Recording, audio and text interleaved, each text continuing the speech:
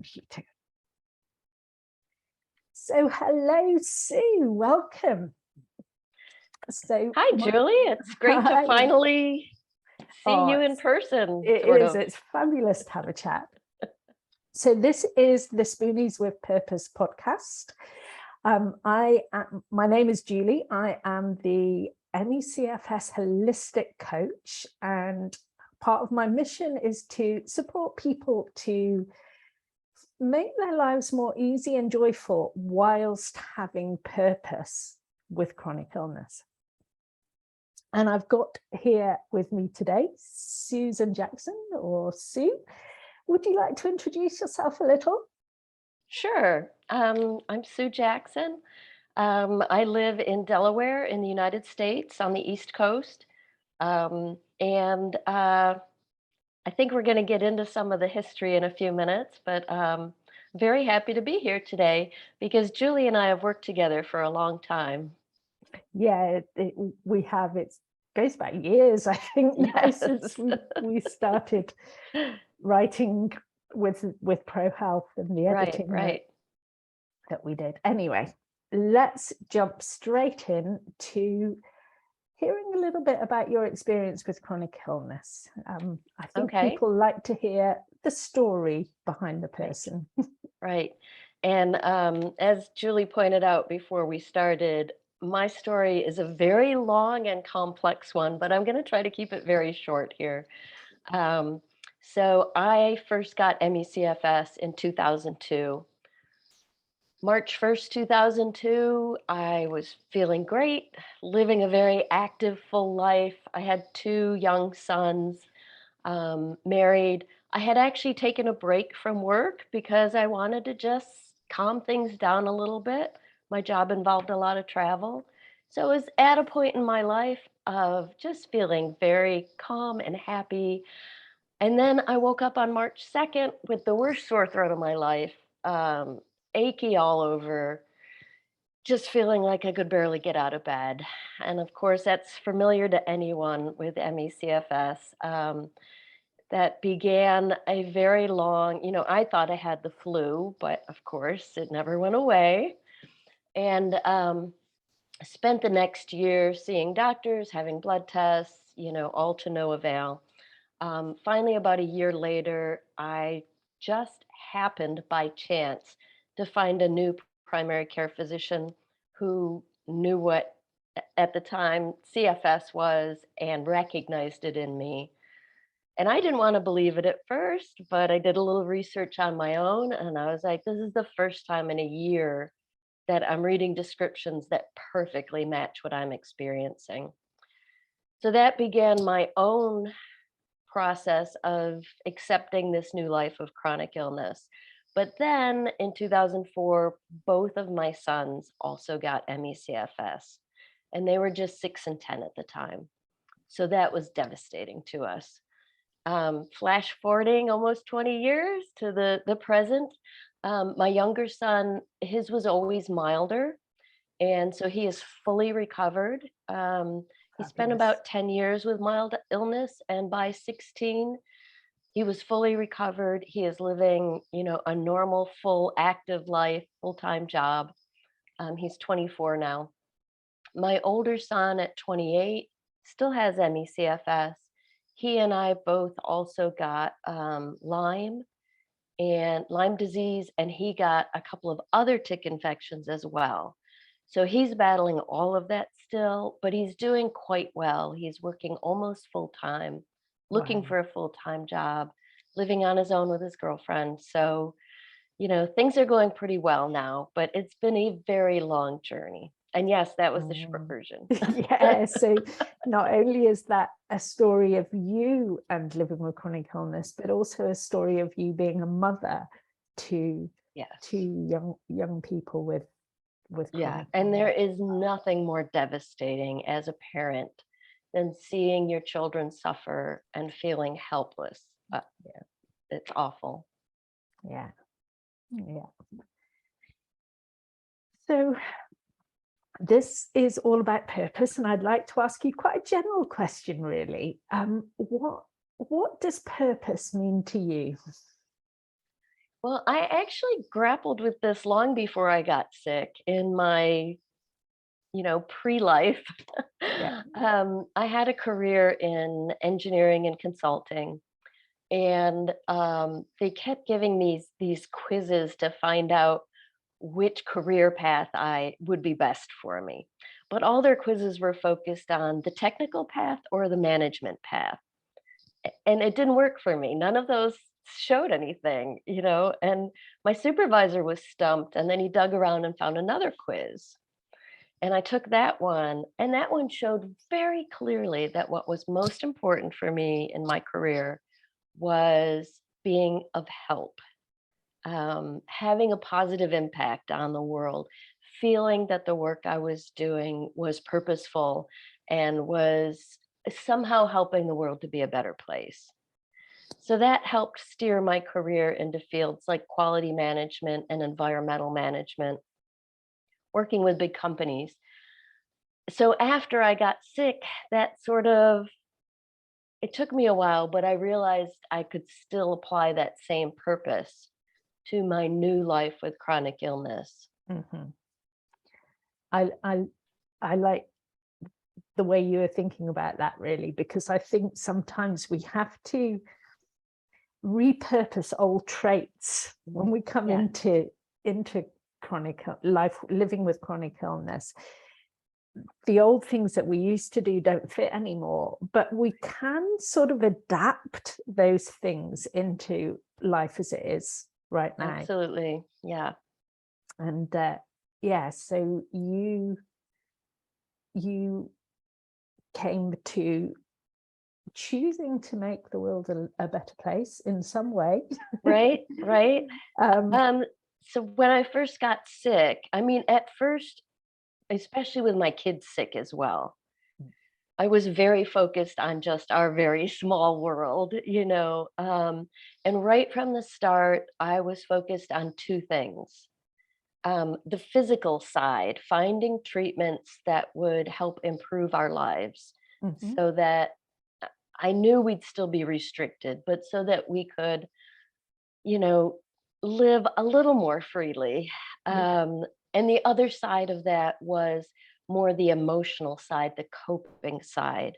How do you, and particularly with my kids, I mean, that is kind of a parent's purpose in life is to grow adults who are happy and mentally healthy, content with their world. And so as a parent, I'm thinking, now we're dealing with this devastating thing. Three of the four of us in our family were sick, often really severely. How do I teach my kids that we can still enjoy life? We can still be at peace and accepting and, um, you know, content with our lives. And yeah. so I started out in that small realm with just us. Well, that's such an important realm, isn't it, really? Yes. I mean, purpose doesn't have to be a huge expanding out to lots of people purpose. Um, Finding a meaning in what you're doing and what is in front of you is a really important way of having purpose as well. And I can't think of a better purpose than helping your loved ones deal with a life's challenge and try and be as happy and peaceful as they can with what they're going through. So, Right. It's been interesting because I've found that when other things come up in our lives, aside from illness, um, we had a big crisis with with our younger son after he was healthy, but he was overseas on a study abroad trip in Italy, and something terrible happened to him. He had to cut his program short. We had to figure out a way to get him home. It was really upsetting. But at one point, my mother said to me, "How are you so calm? How are you? How are you holding up? I mean, what?" And I was just like, we've been training for this. yeah, Our lives with chronic illness are always unpredictable. Yeah. You know, there have been so many times when we've been planning on doing something and then had to cancel, Yeah. or, you know, things happen. And Yeah. I think my kids have grown up with that attitude too. You know, I think we can weather life's storms aside from chronic illness better because, you know, this life has kind of trained us to expect the unexpected and kind of roll with the punches, and whatever happens, you know, it happened and we have to move forward. Absolutely. Being trained in adaptability and weathering the storms. A Yeah. silver lining. Yeah, that's lovely. Thank you. So, how do you find the balance between being purposeful and taking great care of yourself with chronic illness? Because that's such an important thing to do, isn't it? It is, and it is a challenge for sure, because the step that I skipped there was that eventually I realized I could share what we had learned with other people. And that has become extremely important to me on both sides of that equation, the physical treatment side, because we have found things that help Mhm, in a disease where people are constantly told by doctors that there's nothing that will help, mhm. but also on that emotional mental health coping side as well. So that's become my broader purpose, to Yeah, connect with other people, to reach other people, to share what we've learned through our experiences.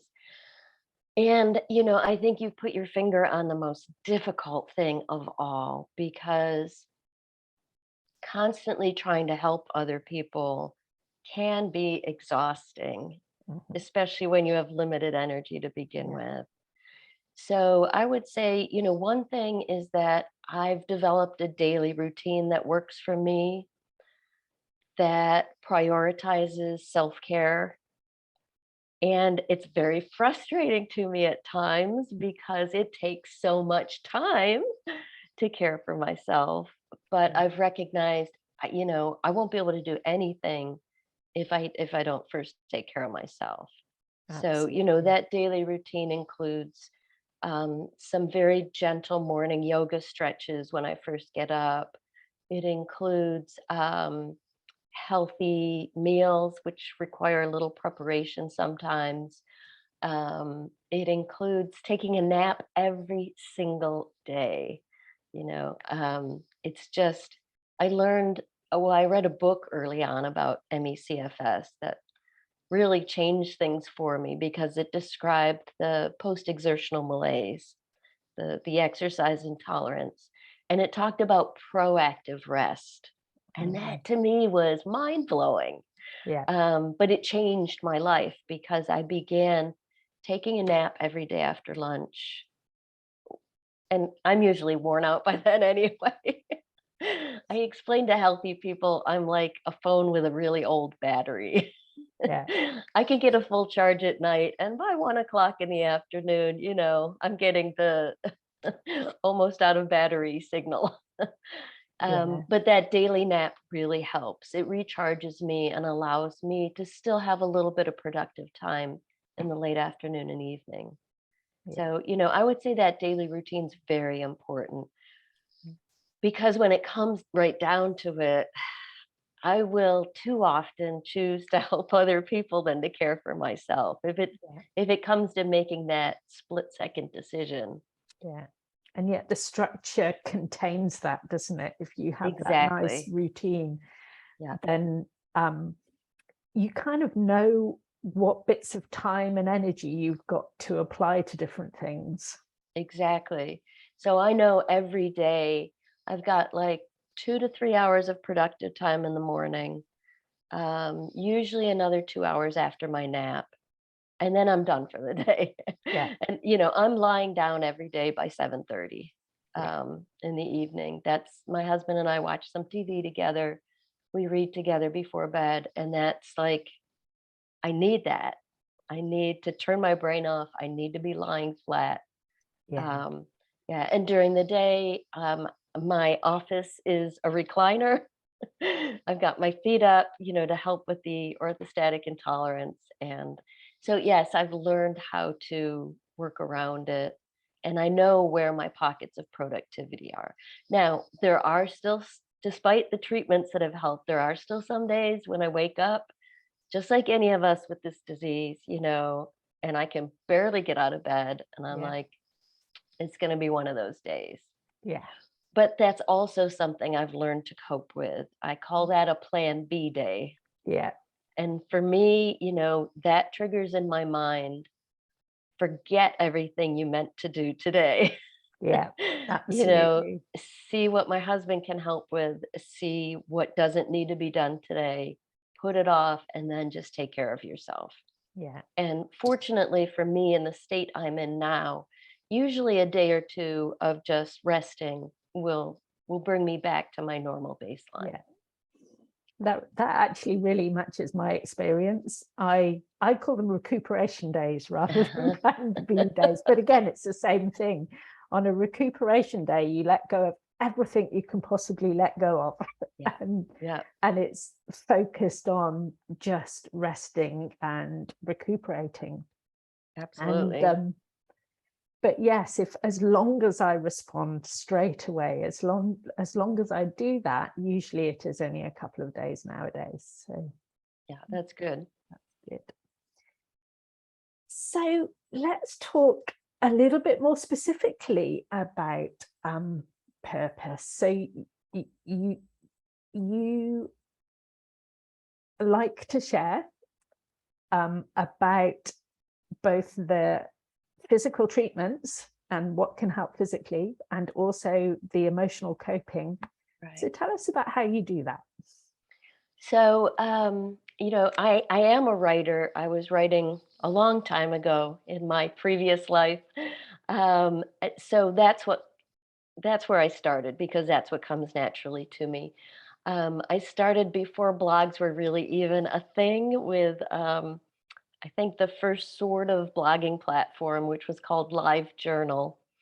Mhm. Just instead of my writing my journal on paper, I would write it online. This was the early days, so there wasn't a lot of interaction. But by 2007, I had started the blog that I still have today, Mhm. which is Live with ME/CFS. And that blog, like my purpose, has, both treatment information, latest research, but also a lot of the more inspirational, supportive kind of articles as well. And, I started it just because I felt like I had to capture what was happening in our lives. Mm. And when the first person wrote a comment, way back in 2007, it was just like, oh my gosh, there are other people out there. And it is so supportive when you find other people going through the same stuff you're going through, especially since for most of us, the people around us, particularly in the early days, just don't understand. They can't understand No, without experiencing it. it's So that sense of community I found so powerful. And I think that's what really cemented my purpose, my current purpose. Um, so besides the blog, which kept growing, I also began support groups.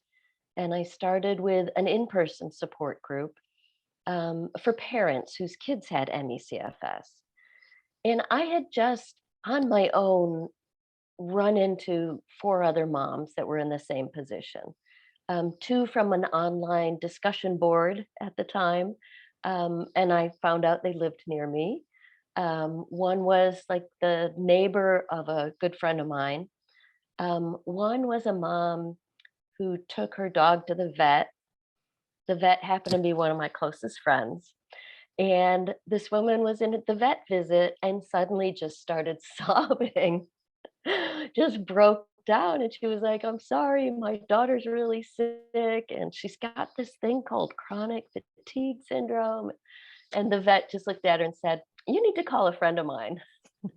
So, in this, very random kind of way, a guidance counselor at the school referred another family to me. I brought this initial group together. and us like 5 moms had lunch together. We talked nonstop for 2 hours. We all completely understood what the others were dealing with. We were best friends by the end of that lunch. And next we had a family gathering so our kids could meet because they were the ones, which was life changing for them, meeting other kids dealing Oh, I with the bet it same was. illness. Yeah, just and we started inviting other families. So that group is now about 40 local families. Um, Wow. Not all sick kids anymore. There's some, that are sick adults like myself. I used to be the odd person out in the group, but and then the the local group was so successful and just brought so many benefits to me as well as to the others that I decided to start some online groups too. So the first was mimicking our in-person group online. It's a parents group, still operating now about 12 years later. I'm not running it anymore. I've passed the baton. One of those self-care things and balance things, Yeah. I realized something had to give. Yeah. But the group now has like 2,000 members, parents from all over the world. It Wow. has retained the compassionate, supportive atmosphere that I wanted. So, and then, some other online support groups as well. And some of it just happens through social media. Like chronic illness Twitter is an amazing thing. I I actually have a separate account for dealing with chronic illness stuff Mhm. so that I can be completely honest and open. And I only follow people, who are also dealing with chronic illness of different varieties. And it is such a supportive community for the most part. You Yeah. hear all this stuff about Twitter being, poison and everything, but not in my Twitter world. My Twitter world is all people who understand each other, and it's Mm. another way to connect and to reach out to people. Yeah. I think I saw a study at one point. I can't quote it, but that basically said that they'd studied online communities and social media for different chronic illnesses, and they found that the most active communities on social media were the ones where the illnesses were not well understood by the medical profession. Right. And I mean, when you go to see a doctor and they say, there's nothing I can do for you, I mean, you have to turn somewhere else, yeah, right? yeah, Yeah. yeah. So that's the support groups, and that's the blog. I think you Mhm. have one more thing to tell us about, don't you? Yes. So one thing that grew out of this, and I continued freelance writing, including Yeah. working with you at ProHealth. So in 2020, I published a book, Finding a New Normal, Living Your Best Life with Chronic Illness. So the book is entirely the emotional side, the mental health side. It is for any kind of chronic medical condition. I mean, everything from, heart disease to arthritis to whatever you're dealing with. It's meant to be a guidebook to help you cope. So there are sections on emotional coping, on daily living, and I've tried to make it all very practical advice based on our experiences. So, it's not, hopefully it's inspirational as well, but it's meant to be a helpful guide to actually offer some practical tips that you can put into practice in your own life. Um, there's a whole section on relationships because that is a very challenging thing with chronic illness, Yeah.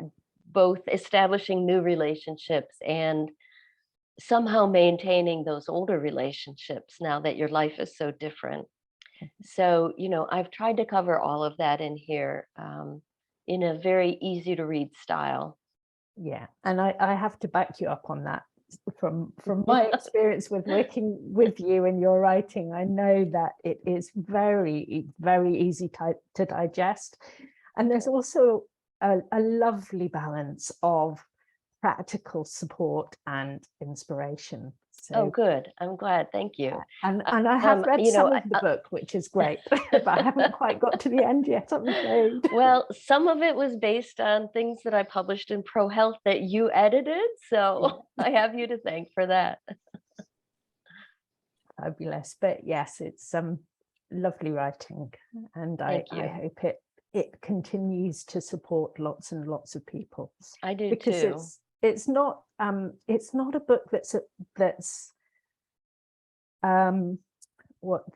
going to change over time. I think everything that you've written in that is going Right. to be just as relevant in 5-10 years time as it is right now. So I think so too. The ways we connect might change a little bit, but I yeah. think that it's based on 20 years of experience, so I think it's still relevant. Absolutely.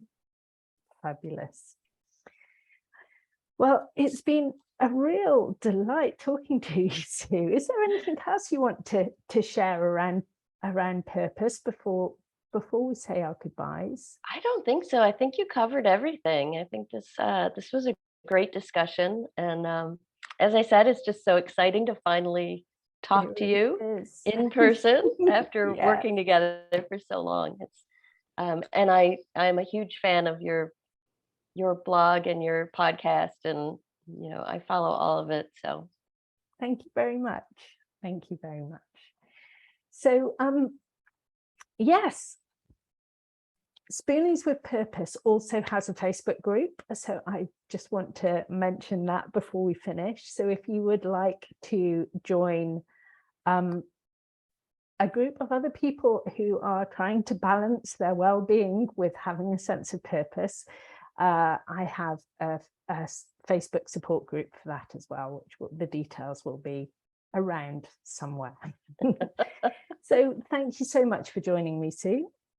thank you And for setting this up, Julie. I really enjoyed it.